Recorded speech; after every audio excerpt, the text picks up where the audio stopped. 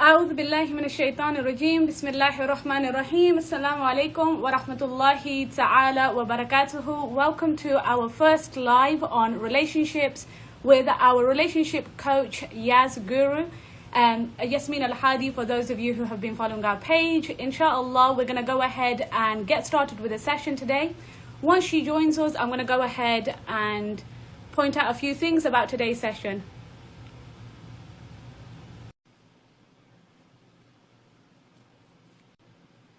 So she is joining. Give me one quick sec. Thanks so much for having me. How are you? Good. How's it going? Alhamdulillah, great. Let me just pop the volume up so I can hear you better. Assalamu alaikum wa rahmatullah. Jazakumullah khair for joining us. I know it's not going to be too long of a session, so I am not going to take up the time that people are here to listen to you, inshallah. But before we do get started, I'm going to point out a couple of things. MashaAllah, we had an amazing response. A lot of people sent in questions about today's topic, which is how to find a husband the halal way. So we had a lot of sisters posting their questions, loads of diverse questions, MashaAllah. So I just want you all to know that if you have sent in a question and the question is not asked exactly how you asked it, that doesn't mean we're not answering your question. What we did was we took your questions and summarize them into a broader question. That's the first thing. The second thing is, so I just want you to know we haven't forgotten about your questions. And then the second thing is that if you have asked a question and it's not asked tonight, that does not mean that we're disregarding your question. What we've actually done is we've been having conversations with Yas, and alhamdulillah, we are going to be doing sessions later on to address those specific topics, inshallah. So without further ado, I'm just going to say a couple of things about Yas Guru, as those of you who know her. She's, mashallah, an attorney, a comedian, a relationship expert, mashallah, doing all these great things for those of you who are following her. And if you're not, please do and support some of the great work that she's doing for young Muslims everywhere, inshallah. So, assalamu alaikum wa rahmatullah.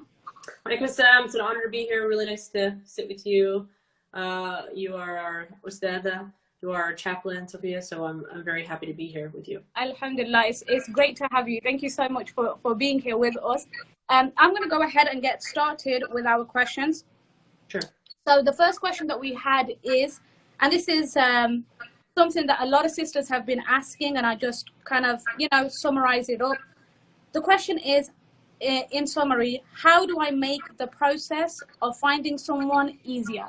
And one sister, Allah bless her, said that she'd actually been speaking to people, things got really serious, the brother came to her house, met her family, and then when she thought things were going to happen, he started ghosting her. So how do you avoid that situation? Yeah, I mean, you want to know the truth?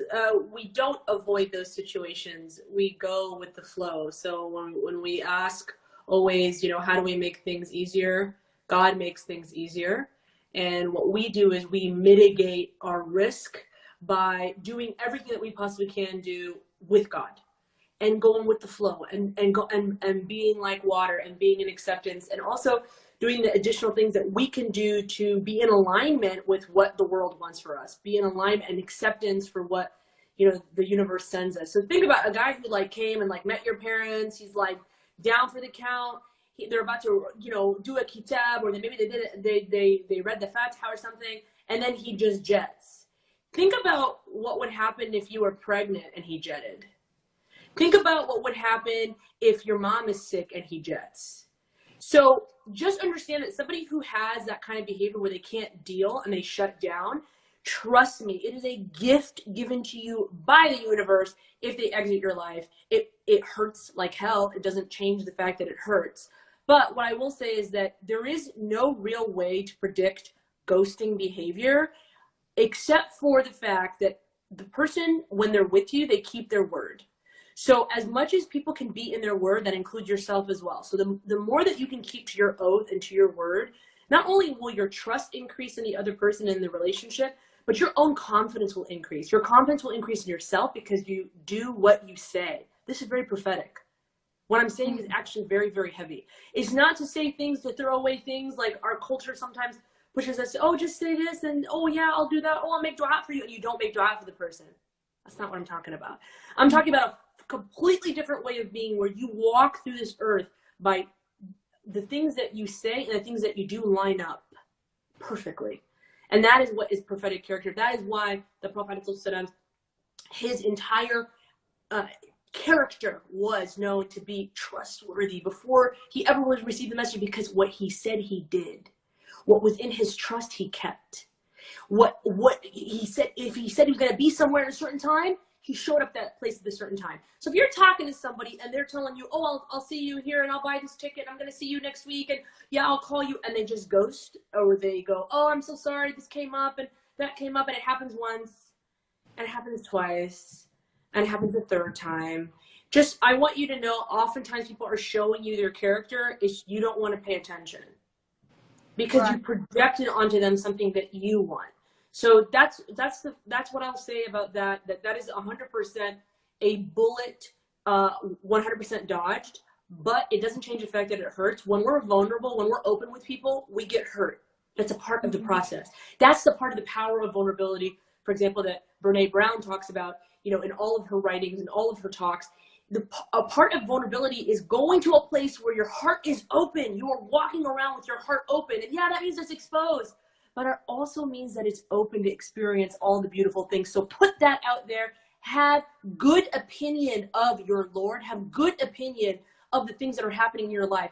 If somebody's walking out of your life, try your best to see the good in it and focus on that good. Not to say that you shouldn't feel all your feelings. You should feel all your feelings, but focus on the fact that the world is conspiring for you, that God has created all this for you to serve you. But you have to be willing to accept the message. You have to be willing to accept the message. And that means that you're kind of operating at a different spiritual level. And it also means that you are acting in accordance with your oath and your word. And then you gravitationally pull people around you who also only are in their word. So when they come out of their word, deuces. I mean, why would I have confidence in a relationship with you? Why would I have confidence in a relationship with you when you don't do as you say? That's like basic. That's 101. That's basic character 101. But exactly, energetic attraction. This is my girl. This is my life coach. I love her. She's amazing. Her name is Christina Garcia. And she's this woman is not Muslim, but she is on our wavelength with this, okay? Because when you energetically, they call it manifestation, they call it, sourcing things into your life. We believe that the world conspires for you because we have a good opinion of our Lord. We have a good opinion that if He withholds something, then that is ease. Then there is ease in it. And that if God is giving you something, there is ease in it. And it doesn't mean that that won't come with difficulty. Both come. We know this. Inna ma'al usri yusra. Sometimes people look for the ease and they're not even looking for the difficulty. There's a difficulty there too. What are you supposed to learn from that ease? Don't be in ghafla. Don't close your eyes when you see the ease and not be looking for, where's the test? What's my lesson here? How can I be grateful in recognizing both states exist at all times? Subhanallah. Subhanallah. That's beautiful, mashallah. And you said so many amazing things, and people are asking, is it being recorded? Yes, inshallah it will be, and it'll be going up on our channel, inshallah. So if you want to go back, because I'm listening to you and I'm thinking, I need my pen and paper right now. So because so it's the both and. Yeah. And my friend is saying that it's the both and, which exactly. So it's exactly what she's saying, which means that there's a dualism in all things. It's cyclical. So don't expect to always have ease and don't expect to always have difficulty. Try your best to seek the balance in life, and that is why we are the people of the middle path. That's it. That's it. I love you too, baby. MashaAllah, Jazakumullah khair, and I hope that answered the sister's question. And may Allah make it easy for you and grant you the best. Pray for him. Pray to God. Pray for Him to enter your life in a way that illuminates your eyes to the blessing. Pray for Him to enter your life in a way where you only see the goodness that is being sent to you, where you only focus on the goodness, and in the difficulty you see the ease, and in the difficulty you see the lesson as well. That they come together. And pray also when no one else is praying.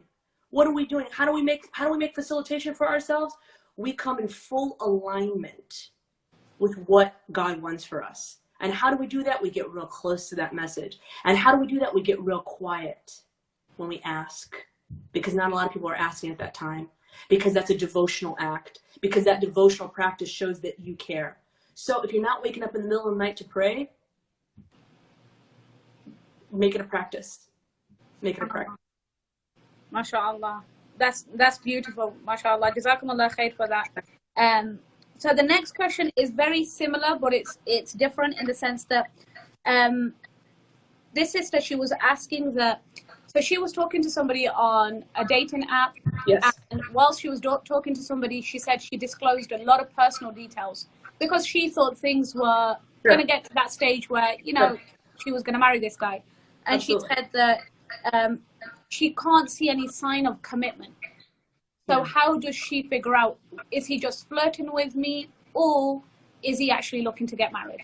It's a great question. And the biggest thing I tell all women and men who are on the apps, please do not text or talk on the phone with someone for more than 2 weeks. I have a 2-week rule. See them in real time, which means move to a video interface, a video format where you're talking to them and seeing them in real time at least within the 2 weeks. Okay. Don't wait longer than that. Also, talk with them 3 times. If you can in person, that's the best potential option, obviously. But talk with them in that video interface where you see them in real time for 3 times before you say, I'm exclusive. I'm exclusively talking to you. And you know what that means, guys? That means turning off the dating apps. If the person is still on the dating apps and your girlfriends are like, hey, like, are you, like, you can have, you know, there's always like reconnaissance that you can send out. It could be that your sibling is really close to you, your girlfriend is really close to you. Like, can you check to see if this particular username is on the apps? Because you guys have to be in the same understanding with each other. After the 3rd conversation, I always say create exclusivity to only get to know that person and give an individual 3 conversations. Give them that. But do not exceed 3 months of talking to somebody on the apps without talking about commitment timelines. And what does that mean? I have an entire Merry Mondays about this. You can check it out in my story highlights called Timelines, where I talk about why I think it's important to have this understanding. I just had a sister, you know, and I answered this question in one of my lives. 8 months of her time she spent with this guy. She really thought she was going to marry this guy. They not once talked about, well, when are we going to actually move into a proper engagement? When are the parents going to meet? It was all these ideas that never materialized. And I just believe that by the 3rd month, you need to have met friends and family. He needs to have met friends and family. And if that hasn't happened, I just say, push it along, sister friend, my good man, she's playing with you. She's playing with you. Because in my opinion, within 3 months, you should figure out, do I have an emotional connection to this person? Meaning, can I trust them in a way where I feel like can emotionally hold me, they can hold space for me? Do I look forward to talking to them? Do I want to get input on my life from them? Do they want input on my life from me? On their life, sorry, from me. So those are the kinds of things that I think that need to be worked out within 3 months. Please don't spend more than that. What if the lady says to those not want to do a video? What if the lady says yeah, bye. If you're not mature enough to speak to someone in a video interface, you're not mature enough to get married. Move it along. We're here for commitment. So if someone doesn't want to be on a video interface with you after 2 weeks, that person is not committed to you and you're wasting your time. Okay, mashallah, I get that question a lot from young girls, really, to be honest, who have already established that emotional connection. So what would you say to those girls? Because I know I get this all the time. I do chaplaincy one-to-one sessions here in Atlanta over the phone, and I've had girls come in who, you know, met somebody at college, and he's saying that give me 2 years, give me 3 years. Right. He's emotionally invested in the relationship. So she doesn't want to let go, but because he's telling her, eventually we will get married. So what does a girl do in that situation? And so in my opinion, if someone has a timeline like that set up where the families have an understanding and you've spoken to the families, there has been, for example, rings exchanged, or there is some type of badbaki, some type of fatiha, some type of engagement. It could be even a kitab on paper, as we know, some cultures. So I don't want to speak on behalf of any families or step over any boundaries that people have culturally. But what I want to say is that if you have that set up, that's a completely different scenario. That's someone who's saying, this is what I want. We are betrothed, right? Or we are speaking in a way that is committed and loving and with the acceptance of the families involved. That's a completely different scenario. For those girls who are emotionally invested and you don't know if the person is like messing with you or serious, hey girl, hey boy, what's up? Just ask directly. We have to be able to be strong enough to say, this is my intention. Why is it that our religion is so clear about intentionality? Intentions are everything. They are not just something that belongs to Islam, to our religion. This is a spiritual reality. When you set the intent from the very beginning of what you want, you give yourself the worth and the value in the eyes of the other person to know exactly what you're about. I know what you're thinking, but I'm going to scare him away. Well, I'm going to scare her away. Then they ain't the one, boo. Then they're not ready for you. You can't be in a different space of commitment than the person that you're seeking. And you can't drag someone kicking and screaming to be in a state of seriousness. So you get out there from the very beginning. My intentionality is something serious. I'm here for a long-term relationship. I'm not here for, playing around, not talking to your, friends and family, not seeing you as a complete person. I'm not here just for a hookup. And if I am here for a hookup, then that's a separate story. Then that's a separate story, right? And there's people, and we have people right now that's what they're seeking. Well, then make it clear from the very beginning. Speak to intentionality in those first 3 conversations. What are you here doing? And then speak about taking action, putting action to your intentions within the first 3 months. That's it. That's how, in my opinion, that is my philosophy, and that is how we protect people from getting vortexed into talking to people virtually for months on end, sometimes years, sometimes from overseas, sometimes they don't see each other. And by the way, nothing I'm saying changes if you're speaking to someone overseas. You still need to speak to them within a video context, and you still need to see them in person after 3 months. Don't wait longer than 3 months, please, to see them in person. Sometimes we fall in love with somebody on text, on video, or whatever, and then you see them in person, and there's no attraction. There's no sense of comfort.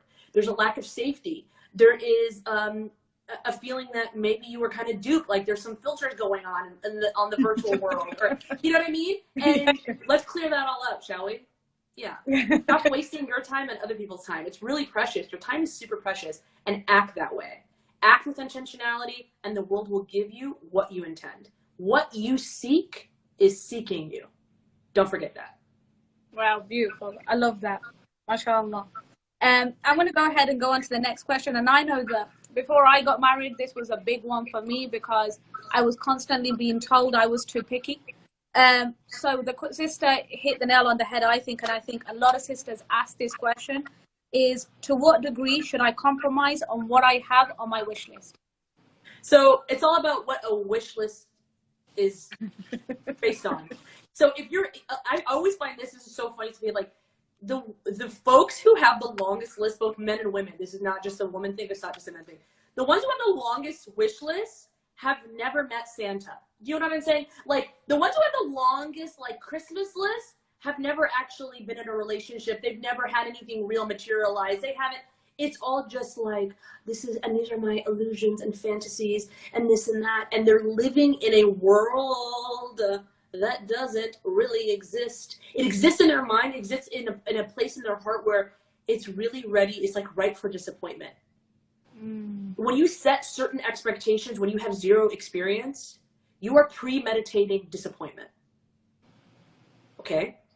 Holding expectations based on nothingness is premeditating your own disappointment, because humans are colossally disappointing. They are. They really are. So you've got to set yourself up to make sure that your wish list is based on some type of practical knowledge. Is it based on a role model couple that you saw? Is it based on a past relationship, obviously? Is it based on seeing something going on in your home that you don't want repeated? What is your wish list based on? Is it based on your best friend who's not, maybe telling you the full truth of what's going on? Or is it based on an Instagram couple? I had a couple come to me and said, I want to love like Michelle Obama and Barack Obama. And I said, do you know Michelle or Barack Obama? They said, no. And I'm like, okay, so what are you doing? Like, what are you doing?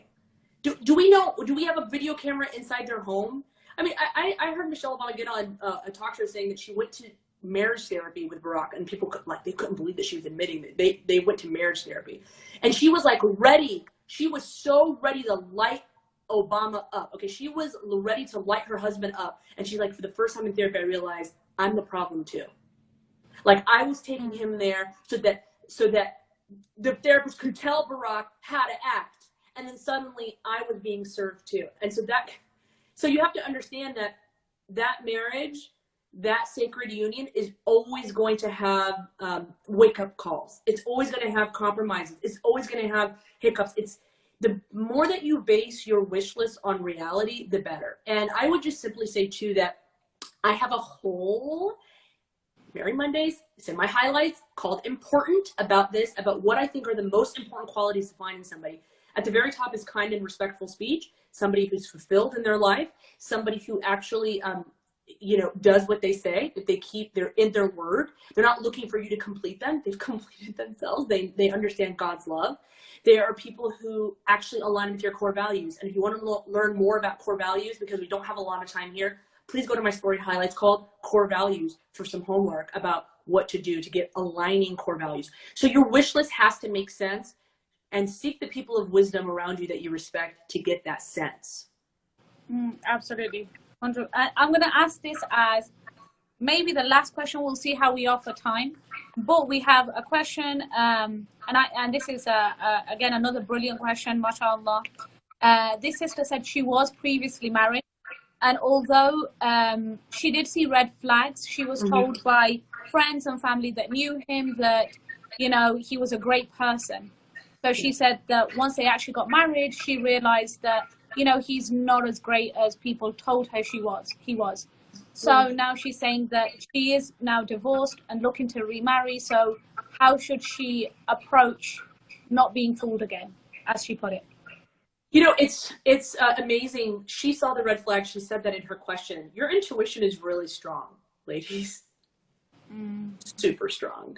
If there's something that doesn't feel right with you, listen to it, especially if it shows up, and it kind of shows up in another weird way, and it kind of feels funny, and then you hear other people sort of like, but it's like sticking in your stomach. It's sticking in some part of your stomach. I actually have a Merry Mondays in my story highlights called Red Flags. Please take a look at it. I talk about 12 serious red flags, about the way people interact in their communication style, what they're expecting of you, how they're using the calls to authority, for example, in a controlling way or in an abrasive way. If they need to be seen, if they have this undeniable need to be seen, those are people that have narcissistic tendencies, and you should walk away from individuals like that. There's a high likelihood that there is something that is beyond your ability to protect or to save, and they're hiding it from other people as well. And it's usually because of some childhood trauma that they need to deal with. So these are people who seek to control a situation, seek to control outcomes, always have to be right, consistently interrupt other people. I mean, please check that out. But I just want to say that your intuition is very important. Other than that, people lie all the time. Sometimes they lie in a way that is very difficult to stomach later. Like, it's very serious and will require you to separate from them. And sometimes they lie because they don't know how they would actually act in a situation, because they are very young, and I call them relationship young, which means they don't have a ton of relationship history. They don't even know what their triggers are. And this is what I say, that it's really important that you obviously get as much outside third-party help as possible. Establish care with a premarital counselor, because not if a situation happens with your husband in the future, it's just when, or with your wife in the future. At some point, you're going to have established care, and that's why I think a premarital counselor is very good, because they will establish certain ideals of what is in your mind, and then the practical reality of what's in front of you, of what those people are. The subject that we're talking about is, in this instance, is how do we not get lied to again? How do we not get duped again from a woman who is divorced, and then she wants to get remarried, but she's having a difficult time trusting. But it really comes back down to that intentionality. If you really believe that God only sends you good, and the universe will only conspire for you and has good things to send you, then you know that divorce was good. There was goodness in it, and it is poison, and it hurts, and it was terrible. And it was good, and it delivered something to you, and you have to be seeking that. And that is why the person who is of true steadfastness in their character and in their religion and in their creed and in their belief structure. Their belief structure has no holes in it when they can constantly see and look for the lesson that is bringing them closer to reality, closer to the truth. What is drawing me closer to the truth? That's the good thing for me. That's the good thing for me always, even if it's painful. Sometimes we have to lean into the pain. We are in a society that tries to push away from pain. Nothing good happens from that. Pushing away from pain only causes toxicity, I'm telling you guys. It only causes those narcissistic behaviors that I was talking about. Those people trying to avoid the pain that's happened in the past, they want to run away from it. And I don't want you to be that way. We get to choose to be better. And I want you to instead think, if God has sent me something else, then I will be with God in every single second of the way. And I'm going to pray my istikhara, and I'm going to pray my prayers at night, and I'm going to give my sadaqah. I'm going to pray my extra nawafil prayer. I'm going to fast my extra fast. I'm going to ask the good people who know this person, the people of wisdom, just like you did in your first marriage, sweetheart. And I'm going to listen to my intuition. I'm going to listen to my gut, because God, if I'm asking God for support and I'm getting that feeling, that's it. That's the support. It's coming right there. So listen to it. Listen to it. Clear your eyes, but clear your heart. Make sure you're polishing your heart so that your eyes can truly see through your heart, that your vision is clear through your heart and through, hopefully, God's will. And if it's your will to get remarried a second time and get divorced a second time, girl, that might not be the worst thing in the world for you. They're probably good at it. I know it's painful. I know, baby. I know it's painful. But don't shy away from the pain. Stop being afraid to deal. Instead, love fiercely and openly and honestly, and you will only get the same in return. I promise you. And even if that love from God feels like a really tight squeeze that you feel like you can't breathe, does that sound familiar? That tight squeeze from God that feels like you can't breathe? And there is a great opening in it. And there is a great message in it. And there is an important lesson in it. And this isn't the end, people. This is just the beginning. You are a spiritual being having a human experience. You are a spiritual being you're not a human being having a spiritual experience. Don't forget that. Don't forget that. SubhanAllah. And Rumi said to us, he said to us that the light enters you, right? It enters you when your heart is broken, right? The light enters from the wound. He said, the light enters from the wound. God is with the broken. This is the truth. He is not speaking, he is speaking from prophetic tradition. When does God swoop in to protect the prophets and to make them feel loved and squeezed? When they are feeling the most difficulty. Why is there not beauty in that? Why are we so scared of that? What are y'all so scared of? Exactly. The light enters you from the wound. Exactly. And please just sit with that, guys. Don't run away from it. And sit with your intuition. No, we can't protect against liars. We can't do that. But we can move with God's purpose and good intentionality. And that's how we always know we're going to be winning. SubhanAllah. So many beautiful lessons, mashallah. And I don't want the session to end. I know there's a bunch of questions I wanted to ask, but we have run out of time, unfortunately. So what we are going to do, we are going to wrap up. Jazakumullah khair. Thank you so much for being here with us today. And inshallah, we're really excited. We are planning our next event with Yas Guru, mashallah, on a topic that we had a lot of questions about. So I'm not going to announce that yet. We'll announce it. Please stay tuned. Follow us for that, inshallah. But Jazakumullah khair. Thank you so much for your time, Yas. Oh, it's man, been great.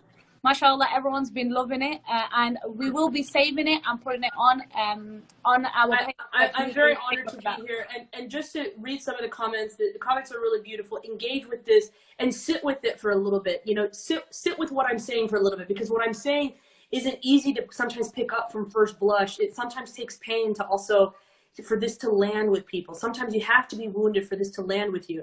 And someone said, trust the process. That's a real thing. That is tawakkul. It shows up in other, in other transformational work. Trust the process, trust the process. We have this ingrained in our understanding. We have this already. We have this. We have mountains. We are standing on mountains. We don't even know how deep the roots of our mountains truly are. We have things that are shifting tectonic plates. Take away from your tradition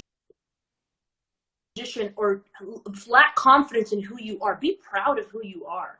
Let it shine forward, and let everything in this world echo those understandings. Don't let them go against your spiritual understanding. Don't try to wrap your spiritual and your understandings of God around things of the world. Do the other way around. How can things from secular knowledge, and how can things from our world fit within our spiritual prism? Get confident about who you are. It didn't come over a day or two. Tether yourself to something real, because society will be with you today on something and be against you tomorrow. But God is always for you. God is always for you. He's standing for you.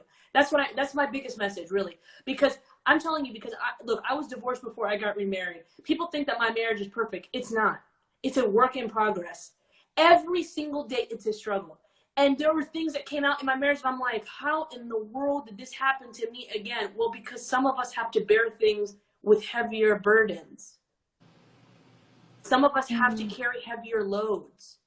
And we all know that, obviously, from our prophetic tradition, that they carry the heaviest loads. They experience the most loss. They experience the most suffering. They experience the most hurt. So you can't experience a little bit of hurt. You can't experience a little bit of suffering. I'm not saying that the world has to be suffering. It's about your prism. It's about your prism. How are you viewing what the world is sending you? I will be quiet finally, Sophia, now. That's all. And just lean on your spiritual tradition, because it has a lot of answers for you. I'm telling you.